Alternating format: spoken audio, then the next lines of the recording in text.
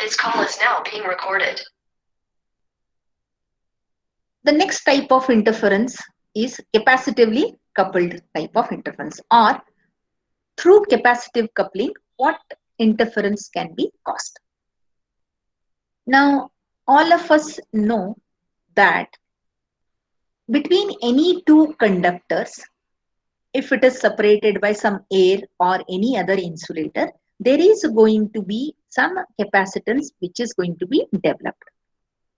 Now, when I say that there is going to be some capacitive effect going to be present, what I mean by this is there is every possibility that when the current is flowing, the voltages are going to be developed on these conductors. And if they are separated and they are in the vicinity, on the other side of that insulator, oppositely charged carriers are the voltage, oppositely charged carriers are going to be developed. So this causes some potential between these two conductors. This potential, again, if it is sensed and made to flow to the difference amplifier, even this gets added up to the measuring system.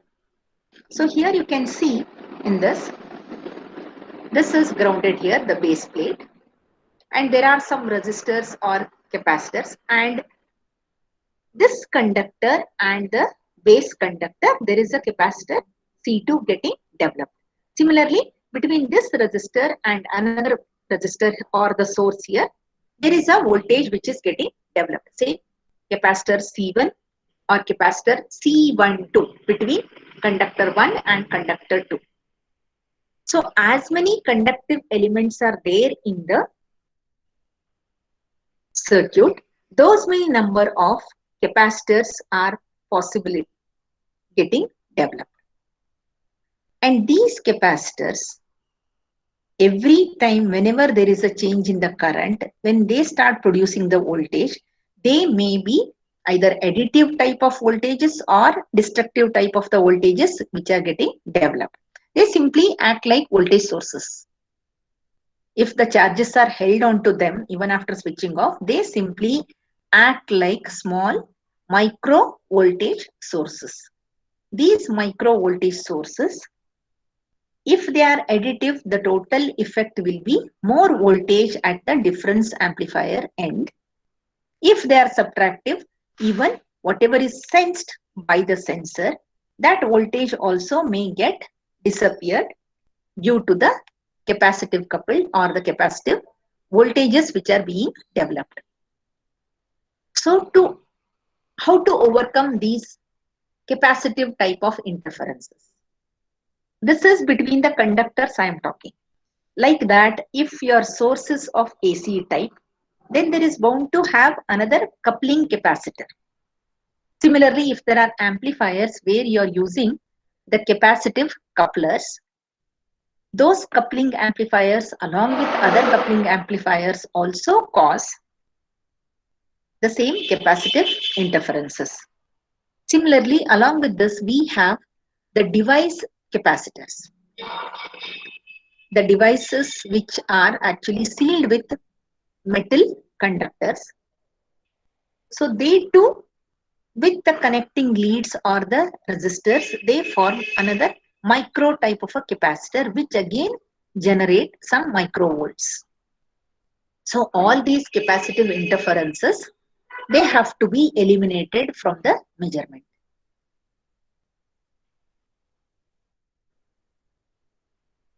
So here you can see the drop in voltage across the equivalent input resistor, whatever the input impedance or the input resistor you have, that along with these capacitors combined, there is going to be some drop across them. Now what actually drops across the device for amplification is definitely going to be different from the one which is actually applied. So this difference in the applied voltage and what actually is being dropped across the device for amplification, there is a difference because of these capacitive impedances. So the effective capacitive impedance brings down the voltage that is being applied across the difference amplifier input end. So here there are two cases they have shown.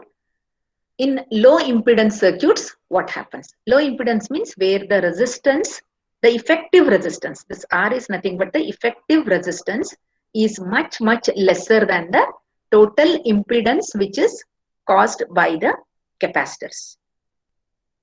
There the drop is going to be, the actual drop across this R is going to be, or the impedance is going to be nearly equal to j omega R into which capacitor? That is between these two conductors, what we have seen here, these two, the source and the other conductor,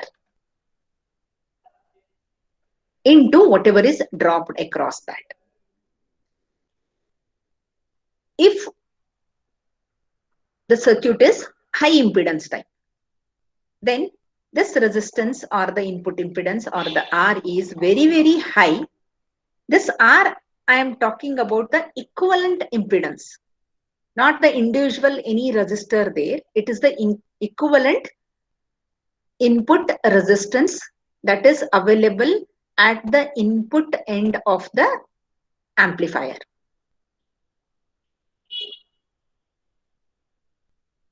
So here if this is very high, then the impedance due to these conductors, what will happen? Then the voltage developed across these equivalent impedance is equal to this.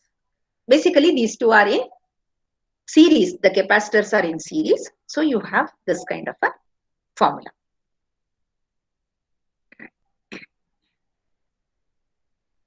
So this is the voltage which is developed. And when the impedance is low, you have this formula. When the impedance is high, you have a formula where it is the same voltage which is getting divided by the total capacitance of the circuit.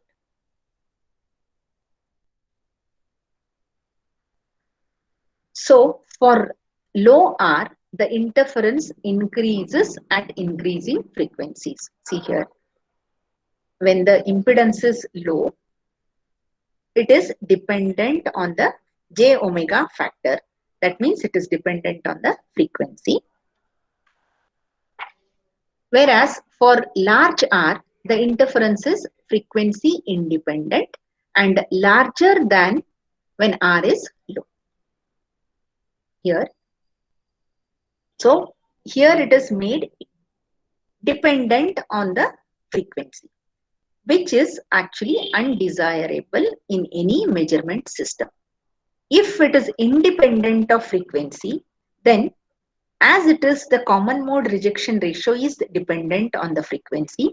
If the voltage drop is made independent of frequency, then automatically for all the frequency ranges, whatever your measurement range is, you can safely take the voltage drop as whatever it is, V1 into whatever is the common impedance once you measure it and take the drop.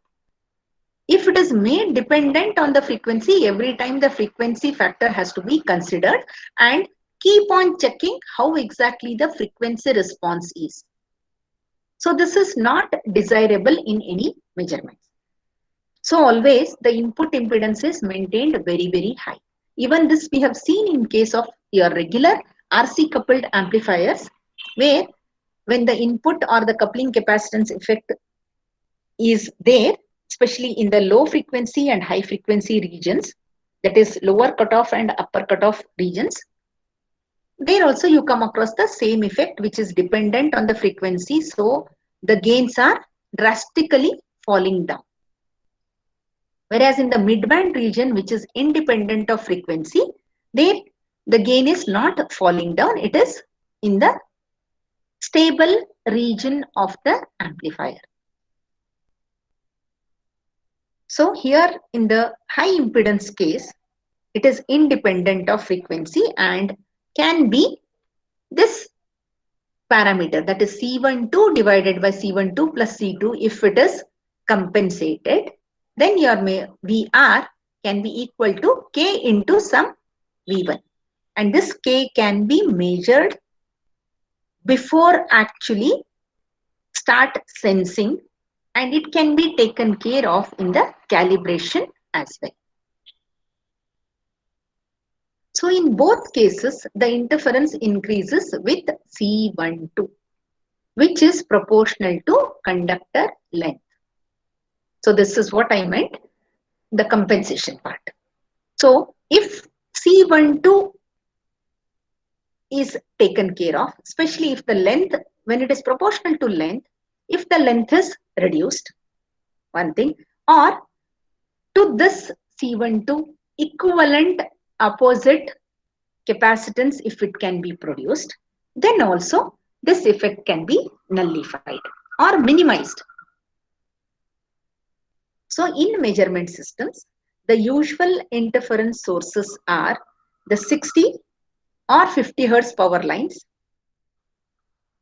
that couple into sensor cables. So these are the major sources, the power lines are the major sources of these capacitors. C12, that's why they are proportional to the conductor length. If the conducting lines or the power lines are, naturally they are parallel to one another, so they cause the capacitance, and because of this, whatever is the voltage drop across them, it causes interference in the actual measurement.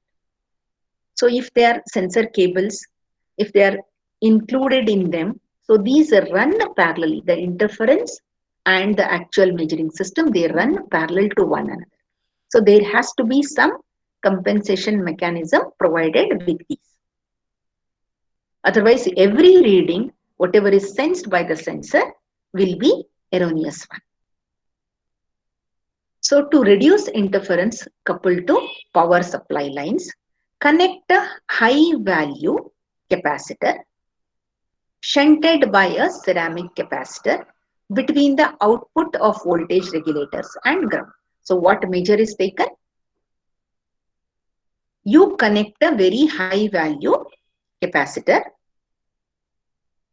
in parallel with another ceramic capacitor from the power line to the ground. So from the power line, you connect these capacitors to the voltage regulators and the ground. So automatically it produces the equivalent voltage, which nullifies this effect of these capacitors. Or the excess voltage which is getting generated by these power lines due to these capacitors is shunted to the ground. By doing this, the effect can be minimized. So these capacitors keep the circuit impedance low in spite of increasing output impedance of voltage regulators with frequency. So by this, you can minimize the variation of these capacitors with increase in the frequency. Or in other words, you can make this effect minimum by making them independent of frequency.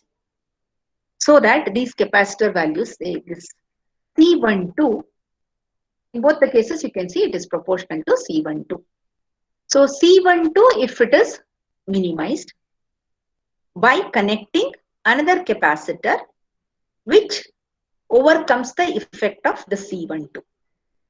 That is by shunting with ceramic capacitors. Ceramic capacitors are always considered very good in such mechanism where, because of the ceramic, they don't produce capacitive effects with other conductors. The neighboring conductors, the capacitive effect by these ceramic capacitors is minimum.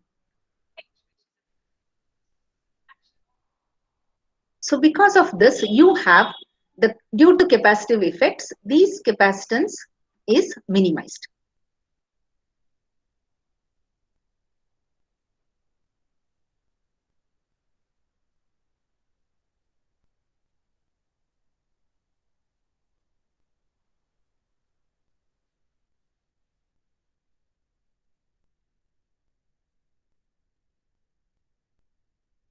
So other solutions are electric shielding of conductor.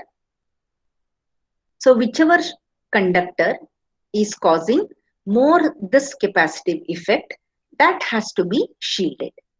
Now shielded in the sense it has to be covered with another insulator and then that is grounded so that the electrical voltages which are getting developed due to this with the neighboring conductors is minimized.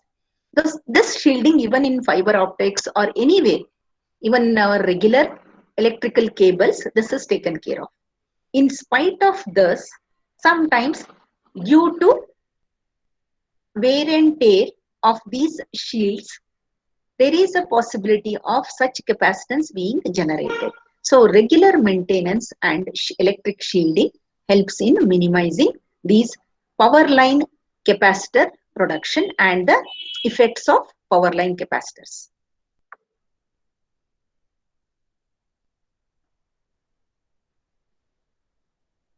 So in the next class, we will see the inductive type of